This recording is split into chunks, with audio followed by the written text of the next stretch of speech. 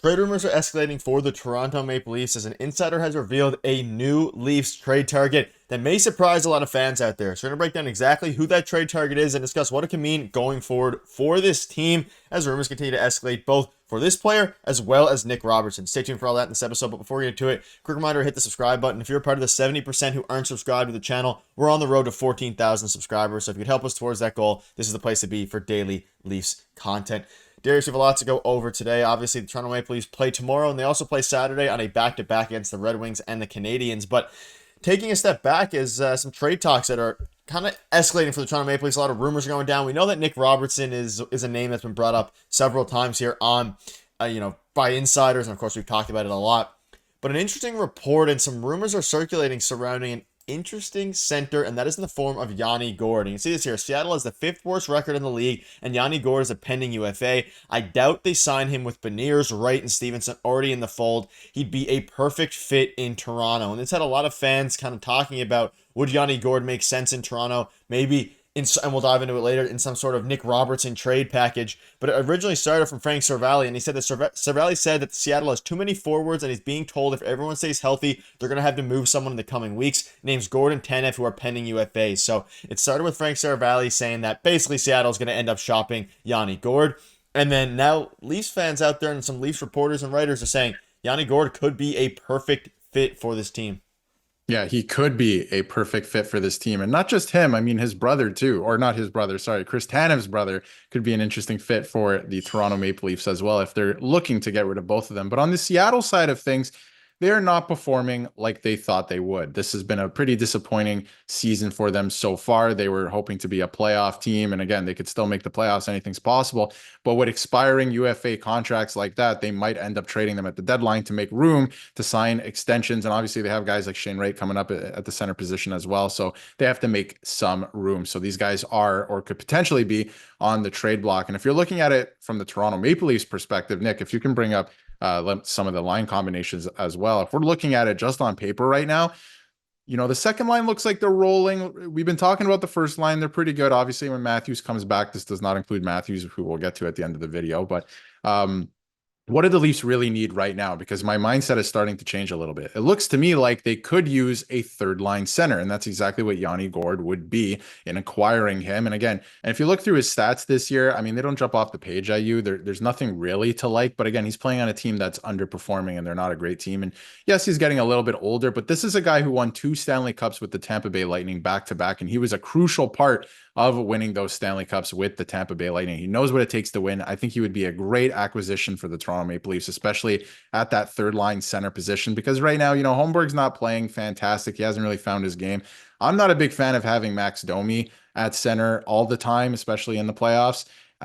So having a guy who can come in and be an actual third line center could really help them come playoff time. Not just playoff time, they got to move off somebody, but they have to make sure the salary cap works as well. But again, he's a UFA. If they get another younger player like maybe Nick Robertson involved, maybe a couple draft picks, I'm sure that Seattle would have no problem retaining salary as well, just to get some assets back.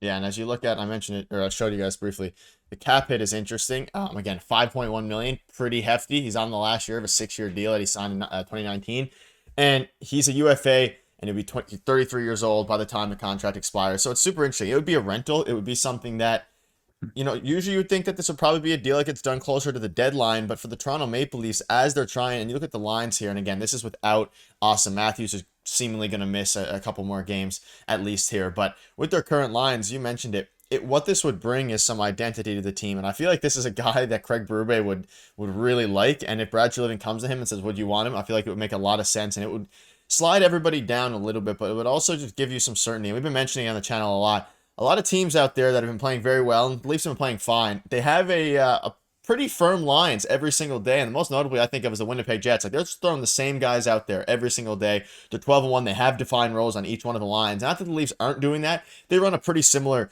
third and top 2 lines, and then third and fourth lines change depending on what's happening here. But adding a third line center, which is exactly what Yanni Gourde would be in this case, would allow them to now not have to swap between Max Domi and the third line center, Pontus Holmberg, who hasn't been great this season, even though we know he has the potential. He's been pretty bad. It would give some identity, and I think it would help. It would just help the team in general, similar to Max Pacioretty in the offseason. Obviously, Pacioretty has a bit more experience. You didn't think, hey, he had a pretty bad year last year. You know, he wasn't doing great. How much impact will he really have? And now he's turned into one of the least most valuable players thus far. So I think it could be a similar situation, albeit very different players, but similar situation to him, just for identity sake for this team and to help kind of just streamline some of the things here, because these lineup changes every day, yeah, they can be good, they can be beneficial at times, but I feel like at the same time, it would be nice to have some sort of continuity here. Yeah, and I think stability is what I'm looking for in the Leafs lineup right now. And if they were to add a guy like this at third line center, like you mentioned, the identity thing, the third line has not had any identity so far this year. I could see it with other lines. I see it with the top line, of course. I'm seeing it with the second line right now. We definitely see it with the fourth line, that's for sure.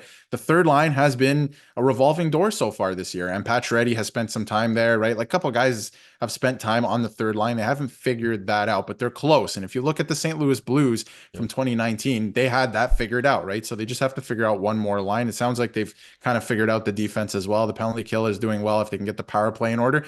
It looks like they have one last thing to figure out, and that is stability throughout the entire lineup and who's playing where. And I think that is a question mark on the third line right now. So if they were to get a guy like this in third line center, that would really add a lot of stability and identity as well. You know exactly what he's out there to do. He won 2 Stanley Cups with the Tampa Bay Lightning, and it wasn't like he was on the fourth line. He didn't have a big role. He was a big part of both of those Stanley Cups. So a lot of people forget that because he's been in Seattle for a couple of years, but he was a big part of those Stanley Cups. He knows what it takes to win and how to play. He plays a heavy style when he needs to, and I think Craig Berube would love a player like this. And you'll be bringing in another winner, obviously OEL, Stephen Lorentz. And now bringing in Yanni Gourde could be a very interesting thing. And again, looking at his stats, like I just kind of showed you here, he's averaging 14, about 15 minutes a game. He's 32, about to be 33. And regarding a trade package, I mean, a Nick Robertson for Yanni Gourde, something, obviously salaries will have to, line up and match and things like that. But it would be interesting to see, not a straight swap necessarily, depending on how things go, but if they can find a way to make it similar to a straight swap and obviously figure out all the details in the salary, I think it could make sense for both teams. If you're looking at Seattle's perspective, they're not going to compete this year anyway. At least so far, they've looked really bad, and they have an abundance of forwards. But adding a guy like Nick Robertson, who's young and could actually, again, he's also going to be a free agent after this season, so it can maybe work out, and they could both kind of just trade a younger asset for a team that's trying to win now. And also, before we wrap up, we have some interesting details on Auston Matthews-Darius. We kind of knew that he probably wasn't going to be playing, like I mentioned earlier in the video, Friday or Saturday, but Craig Berube just came out literally about 20 seconds ago and said that they don't have an update on his status, but he did not practice and he did not do any skating today whatsoever. So it's looking like he's going to miss the next 2 games. Yeah, Craig Berube just came out and said that he remains day to day and there's no timetable for his return. And some are speculating, and I say some, insiders are speculating that he's probably going to miss some time this weekend. He might even miss both games. So that's pretty interesting. And another update in terms of Yanni Hakanpää and Connor Dewar, who were expected, I guess, if you want to call it that, to return to the lineup this weekend. It looks like they may continue to play some games with the Marlies on their current conditioning stint. Craig Berube, again, thinks that that's a good idea to get them into more games before they join the team. So there's a little bit of an update there in terms of what's happening this weekend. Yeah, so let us know down below what your thoughts are on the Yanni Gourde trade, as well as some Leafs updates as we look forward to a very important doubleheader this weekend. Thank you guys for watching. See you later.